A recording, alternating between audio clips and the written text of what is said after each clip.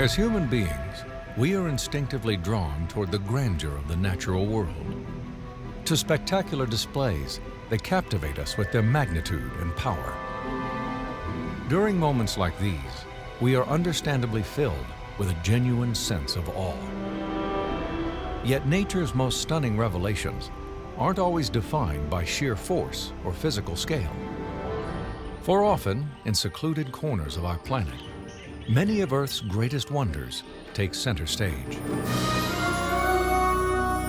Wonders that defy all materialistic explanations for their origin, to reveal the presence and creative power of intelligent design.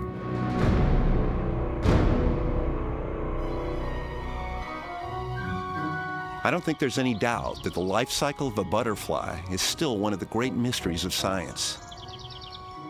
After hatching from an egg, a caterpillar does nothing but eat and grow for a couple of weeks until it sheds its skin to reveal a chrysalis. Inside this casing, all of its organs dissolve into a chemical soup, and then its cells are reassembled to create a beautiful winged insect that has virtually no resemblance to a caterpillar. To me, that's an absolutely astonishing, almost miraculous process, but it works.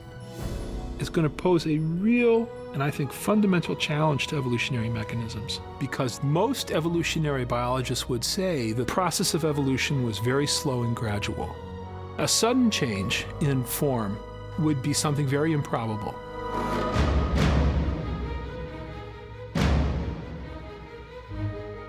Every fall, most of the monarch butterflies in North America set out on a journey to a remote corner of central Mexico they've never seen before.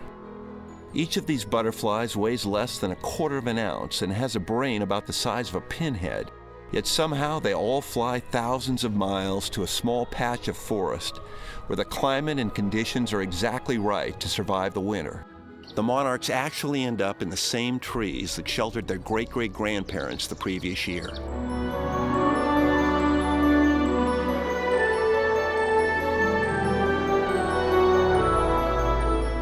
This is one of the great wonders of the world.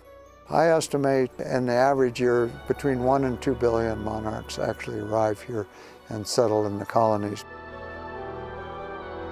This is the first time any of these monarchs have been to this sanctuary in Mexico.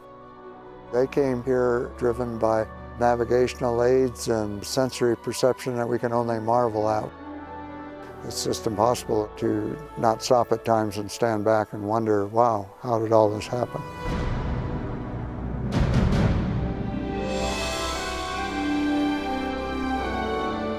I've studied and I've photographed butterflies for more than 20 years, and I'm convinced that anywhere you look in nature, you'd be hard-pressed to find more beautiful or more compelling evidence for design.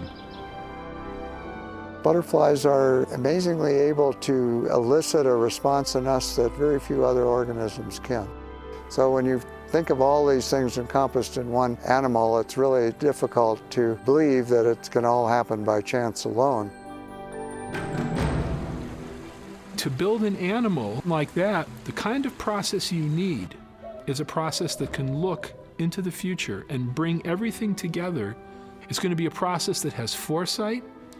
It's going to be a process that can visualize complexity and complex interrelated parts. It's going to be a process indistinguishable from intelligence.